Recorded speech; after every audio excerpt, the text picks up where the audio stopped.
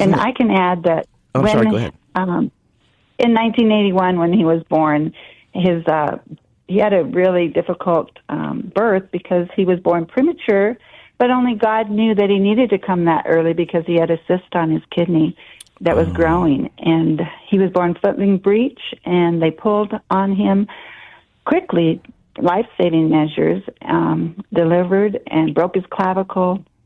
And that stomach that was so enlarged, had the cyst on it, on a kidney, had to be removed, and then his body crashed 3 days later, and his heart failed, his lungs collapsed, and his kidney just didn't function anymore. So that led to cerebral palsy, hearing impairment, and a kidney disease that eventually had a kidney transplant when he was a teenager. You two must have just been terrified. You know, this is your firstborn child, and certainly I know you weren't expecting, these challenges and such. And obviously, God's love and your obedience and following His guidance got you through that. Yes.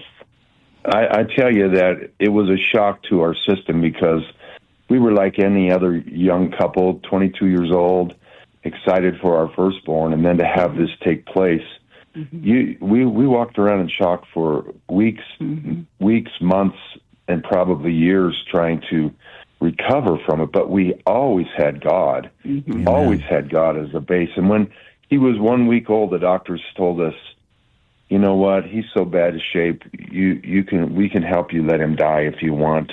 Yeah. And then you can start over again. They were giving him life-saving measures, and he was intubated. He just didn't have a good prognosis. And so, the recommendations from others are not always life-giving, even when they're doctors. No.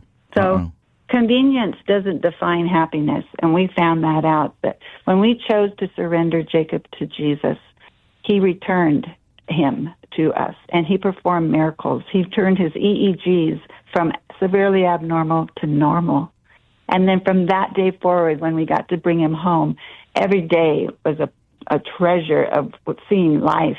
And Jacob had to choose life as well. He began to choose to see the things that made him happy and eventually became full of joy.